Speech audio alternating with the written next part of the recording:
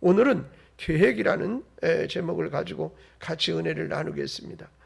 계획은 목표를 설정하고 그 목표를 설정한 것을 이루기 위해서, 성취하기 위해서 필요한 전략과 과제, 그리고 스케줄, 그리고는 그 자원들을 미리 질서 있게 준비하는 과정이 됩니다. 우리는 스스로 자신의 계획을 가지고 살거나 아니면 다른 사람의 계획에 따라 움직여 나가는 일부가 되기도 합니다. 만약 성공하는 인생을 살고 싶다면 끊임없이 계획을 세우고 철저한 준비를 잘 해야 합니다. 어떤 비전도 그것을 어떻게 이룰 것인가에 대한 구체적인 계획 없이는 이루어지는 법이 없기 때문입니다. 격언 중에 이런 말이 있습니다. 계획을 세우지 않는 것은 실패를 계획하는 것이다. 그런 말이 있어요. 여러분, 계획이 없다면 우리는 행동의 과정을 설정하기보다는 끊임없이 그 주어진 환경에 반응하면서 살아가게 될 것입니다. 매번 상황만 반응하는 삶이 아닌 그야말로 그 상황을 내가 주도하는 주도적인 삶을 살기 위해서는 반드시 계획이 필요합니다. 오늘은 하나님께서 나를 향한 계획의 가치에 대한 말씀을 나누면서 결단하시고 또한 이제 계획을 잘 세워서 성공하고 승리하는 삶을 살아가는 여러분들이 되시기를 바랍니다. 첫째로 바울을 향한 하나님의 계획이 어떤 것인가 살펴보겠습니다. 사도행전 9장 오늘 본문 15절 16절 말씀을 같이 여러분과 저와 한번 같이 한 목소리로 받들어 봉독하겠습니다. 주께서 이르시되 가라, 이 사람은 내 이름을 이방인과 임금들과 이스라엘 자손들에게 전하기 위하여 택한 나의 그릇이라. 그가 내 이름을 위하여 얼마나 고난을 받아야 할 것을 내가 그에게 보이리라 하시니. 그랬어요. 바울을 향한 하나님의 계획이 있으시다는 거예요. 그 계획이 이제 뭡니까? 이방인과 임금과 이스라엘 자손들에게 복음을 전하기 위해서 내가 바울을 택했다는 것. 여러분, 바울은 가말리알 문화에서 공부한 지식의 사람이고 세상적으로는 그야말로 큰 인물 중에 한 사람입니다. 사도행전 22장 3절로 4절에 보면 가말리알 문화생이라 그렇게 기록하고 있고, 그뿐만 아니라 종교적으로도 흠이 없을 정도로 그 말씀에 보니까 8일 만에 할례를 받았고 히브리인 중에 히브리인이다 이렇게 증언하고 있어요. 철저한 율법주의자이면서도 열심으로는 2등을 가기가 서러울 만큼 열심히 있는 그런 사람이었습니다. 자, 그런데 빌립보서 3장 5절 말씀에 보면 내가 거기에도 기록됐어요. 8일 만에 할례를 받고 이스라엘의 족속이요 베냐민의 지파요 히브리인 중에 히브리인이요 율법으로는 바리새인이요 이렇게 표현하고 있습니다. 그러니까 어떻게 보면 신앙적으로나 여러 가지 공부한 것으로나 보나 부족함이 없다는 거예요. 그러나 그는 예수님을 만나기 전에 그는 그리스도인을 이단이라 이렇게 생각을 가지고 있고 그들을 어떻게 해서라도 잡아서 가두는 일을 하는 핍박의 선두주자가 됐습니다. 예수님보다 세상적인 것을 더 사랑한 사람이었다 할 수 있겠습니다. 그러던 그가 다메섹에서 예수님을 만남으로 인생이 새롭게 거듭나게 됐습니다. 이것은 이방인과 임금들과 이스라엘 자손들에게 복음을 전하게 하려는 하나님의 계획이셨습니다. 예수님은 제사장 아나니아에게 지가에 있는 사울을 찾아가라 이렇게 말씀하십니다. 아나니아 제사장은 사울은 예수 믿는 자를 괴롭히는 사람입니다 라고 하면서 가려고 그러지 않습니다. 이때 예수님은 아나니아를 향해서 뭐라고 얘기합니까? 사울은 택한 나의 그릇이다 이렇게 표현해요. 그릇. 여기서 중요한 것은 나를 향한 하나님의 계획을 우리가 알아야 한다는 거예요. 하나님이 아무개 나를 이 땅에 태어나게 하셨어. 그리고 그 수많은 사람들 가운데 나를 콕 찍어서 건져 하나님의 자녀 삼으셨다 그 말이에요. 하나님의 자녀를 삼으신 이유가 분명히 있으시다는 거예요. 하나님이 나를 어떻게 사용하시려고 나를 부르셨는가라는 사실을 아는 것이 중요하다. 여러분, 에베소서 1장 11절로 12절 말씀에 모든 일을 그의 뜻의 결정대로 일하시는 이의 계획을 따라 우리가 예정을 입어 그 안에서 기업이 되었으니 이는 우리가 그리스도 안에서 전부터 바라던 그의 영광의 찬송이 되게 하려 하심이라 말씀이 있어요. 하나님께서는 한 사람 한 사람을 향한 특별한 계획을 가지고 계시다라는 것입니다. 그러니 다시 말하면 나를 향한 하나님의 계획이 있으시다. 나를 향한 그 계획이 무엇인가를 아는 것은 굉장히 중요한 것입니다.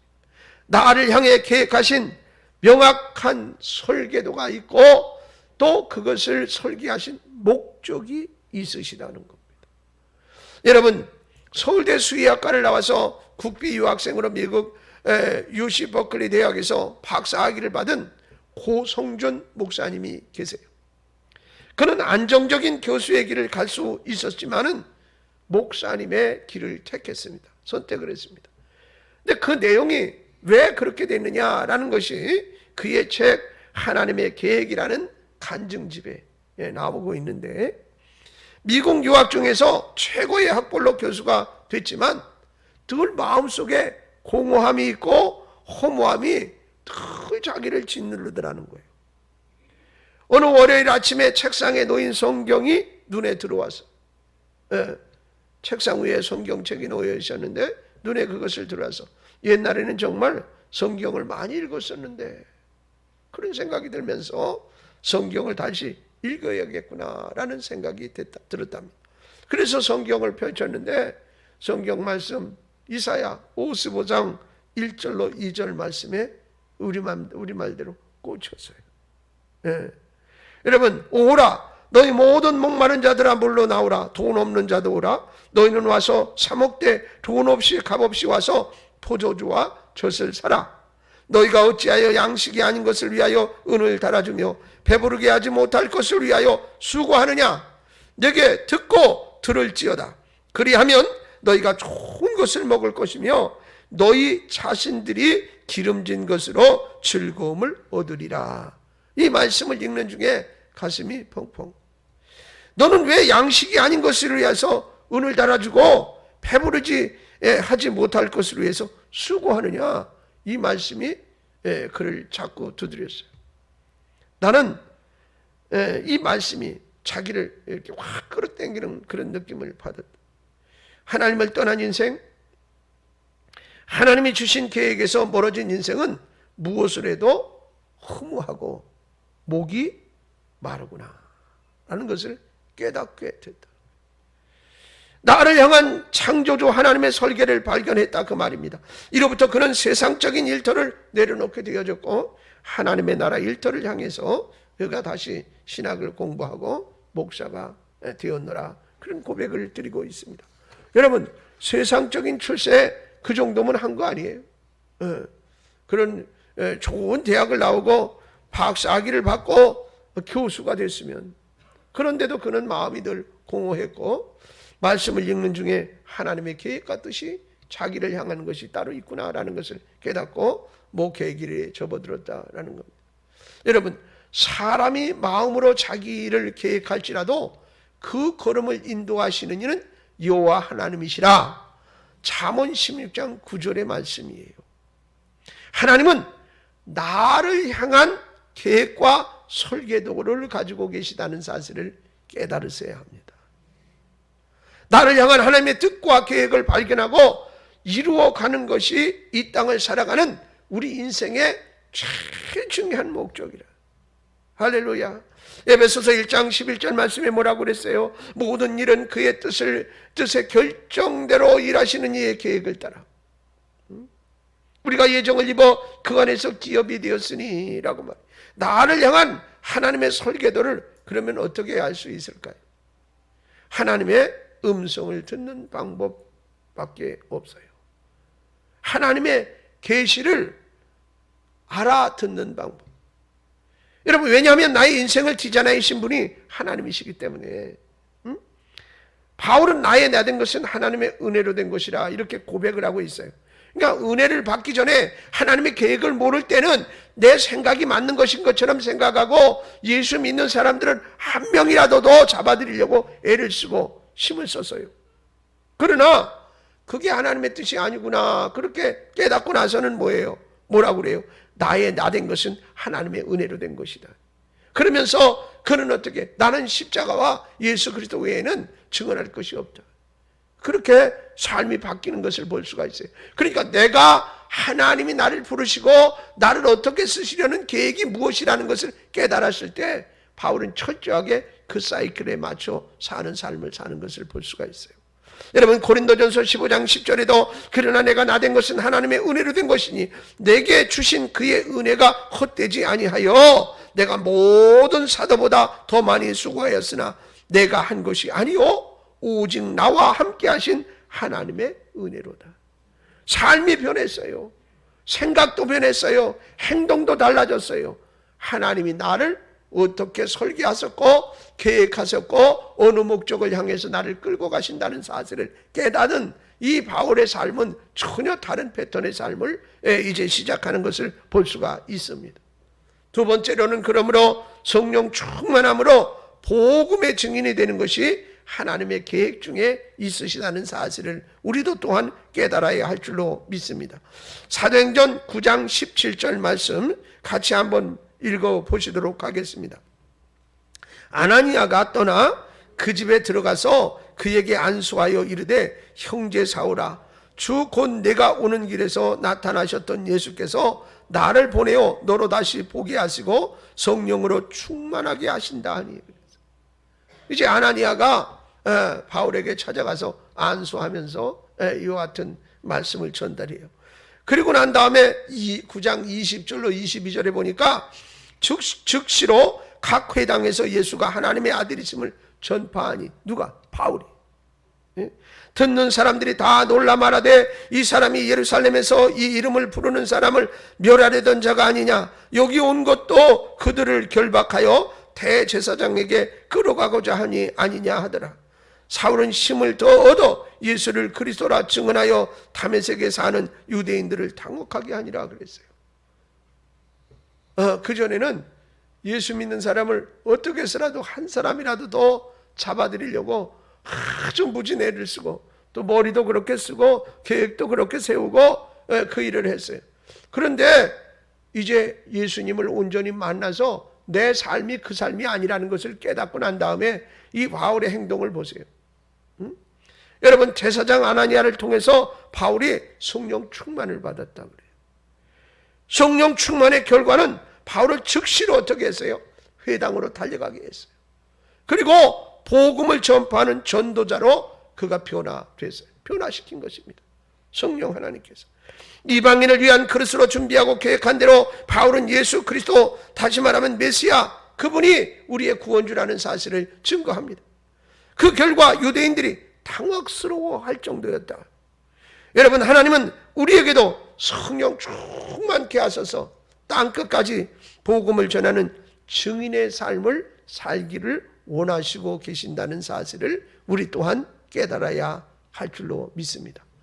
바울처럼 사용하시는 것은 아니지만 각자 모양과 모습이 다르겠지만 그 뜻이 하나님 속에, 하나님의 계획 속에 담겨 있다는 거예요. 고린도전서 12장 13절 말씀해 보니까 우리가 유대인이나 헬라인이나 종이나 자유자이나 다 한 성령으로 세례를 받아 한 몸이 되었고 또한 성령을 마시게 하셨느니라 라는 말씀이 있어요. 그러므로 여러분, 성령 충만 받아야 될 이유 중에 하나는 바로 우리에게 맡겨진 하나님의 계획되심, 그 하나님이 쓰시려는 목적에 부합해서 사용되어지기 위해서 우리 또한 성령 충만해야 하는 줄로 믿습니다. 성령 세례는 영혼을 구원하고 한 몸 되게 하는 공동체를 이루게 합니다. 그리고 성령 충만은 사역의 충성함으로 계속적으로 그 삶의 현장에서, 사역의 현장에서 은사와 표적이 나타남으로 성령을 마시게 한다라고 성경은 기록하고 있습니다. 우리는 하나님의 계획을 따라 성령 충만하고 복음의 증인으로 살아가야 할 사명이 우리에게 누구나 있습니다. 그러한 삶을 위해서 입을 옷도 줄이고 또 검소한 삶을 살며 하나님의 영광을 위해서 우리가 살도록 힘쓰는 거예요. 이것이 하나님의 뜻을 따르는 계획의 한 삶이라 이 말. 여러분 성령을 받고 이웃을 위해 봉사하고자 하는 계획을 세운다면 여러분은 주님의 뜻을 따르는 영적 성공자 중에 한 사람인 줄로 믿습니다. 고린도후서 5장 15절로 13절로 15절 말씀에 우리가 만일 미쳤어도 하나님을 위한 것이요 정신이 온전하여도 너희를 위한 것이니 그리스도의 사랑이 우리를 강권하시는도다. 우리가 생각하건대 한 사람이 모든 사람을 대신하여 죽었은즉 모든 사람이 죽은 것이라. 그가 모든 사람을 대신하여 죽으심은 살아있는 자들로 하여금 다시는 그들 자신을 위하여 살지 않고 오직 그들을 대신하여 죽었다가 다시 살아나신 이를 위하여 살게 하려 함이라 그랬어요. 안디옥 교회는요 하나님의 계획을 따라 이제 세계 선교를 하기 위해서 결단하고 그 일을 위해서 최선을 다해 섬겼어요. 성령 충만한 성도가 되고 복음 전도 사역을 위해서 최선을 다하는데 생명을 걸 만큼 열심을 냈습니다. 사업이 어렵다. 하나님 너무나 힘들어요. 저를 죽여 주시옵소서. 살 가치가 없어요. 실망하고 낭망하고. 여러분 안디옥 교회 성도들은 그렇게 말하지 않았어요. 성령 충만을 받았다고 해서 어려움이 고난이 다 내 앞에서 물러가고 사라지고 이제 형통의 길만 가느냐? 그렇지만은 않아요. 성령 충만한 성도는 어려움 가운데서도 하나님의 도우심을 구하고 하나님의 계획을 붙잡고 앞으로 전진해 나가는 사람이 성령 충만한 사람이에요. 성령 충만했다고 해서 우리 앞길에 어려운 문제가 다 없어지는 게 아니라 이 말이에요. 그래도 존재하고 있어요. 그러나 성령 충만한 사람의 모습과 그렇지 못한 사람의 모습은 달라요. 여러분 사도행전 13장 2절 3절에도 주를 섬겨 금식할 때에 성령이 이르시되 내가 불러 시키는 일을 위하여 바나바와 사울을 따로 세우라 하시니 이에 금식하며 기도하고 두 사람에게 안수하여 보내니라 그랬어요. 자 여기도 보니까 뭐라 그래요? 성령이 이르시되 성령이. 하나님의 계획을 위한 인생이라면 모든 것을 하나님의 뜻에 맡겨야 합니다. 그러면 하나님이 어떻게 책임져 주십니다. 하나님을 위해 살기보다 자기를 위해 살려는 계획 때문에 염려와 걱정이 많고 모든 일이 오히려 잘 안 되는 거예요. 안디옥 교회는 성령의 음성을 들었어요. 그리고 그 음성대로 결단합니다. 두 지도자를 복음 전달자로 파송을 했어요. 여러분 선교사라 두 사람을 파송하면 그냥 잘 갔다 와 그리고 보내기만 하면 되는 게 아니에요. 그들을 위해서 끊임없이 기도해 줘야 하고 그들이 선교 활동을 할 수 있도록 헌금을 해서 그들의 뒤를 도와줘야 되는 거예요. 예. 그러니까 파송한 것만 잘했다고 할 수 있는 게 아니라 파송했다는 것은 그 일을 다 안디옥 교회 교인들이 감당했다는 거예요. 왜? 성령 하나님께서 말씀하심이 하나님의 계획이구나, 하나님의 뜻이구나, 우리 교회가 그렇게 쓰임받아야 하는구나, 온 성도들이 마음이 합해진 거예요. 여러분 하나님이 나를 어떻게 쓰시고자 하시는가 그 계획을 알고 그 계획에 내 사이클을 맞춘다면 복된 인생을 살아갈 수 있노라 그 말이에요. 여러분 안디옥 교회는 바로 성령의 음성을 듣고 그대로 결단하고 두 지도자를 세워 복음 전파를 위해서 선교사를 파송하고 이것이 하나님의 계획을 따르는 성령 충만한 성도들의 모습입니다. 허드슨 테일러는 중국 선교에 그의 평생을 바쳐서 선교했던 사람 중에 한 사람이지요. 영국 선교사였습니다. 그런 사람들로부터 당신은 어떻게 일생을 그렇게 어려운 중국에서 사역자로 보낼 수 있었습니까? 당신이 그 일을 기쁨으로 행복하게 감당할 수 있었던 비결이 어디 있습니까? 라는 질문을 받곤 했는데 그때마다 그 허드슨 테일러는 이런 대답을 했다고 그래요. 뭐라고 그러냐? 제 헌신과 행복의 비결은 하루를 어떻게 시작하느냐에 달려 있습니다. 연주자는 음악회가 시작되기 전에 악기를 최상의 상태로 조율합니다. 음악회가 끝난 뒤 조율한다면 그보다 어리석은 사람이 어디 있겠어요? 저는 아침에 일어나면 하나님의 뜻과 맞추는 일부터 합니다. 그러면 인생이 보람이 있지요 라고 말했어요. 하나님, 오늘 아침에 일어나서 내가 하나님의 영광을 위해서 해야 할 일이 무엇입니까? 라고 묻는 일부터 하고 내가 우선순위를 하나님의 일하심의 계획에 맞추며 살아간다는 거예요.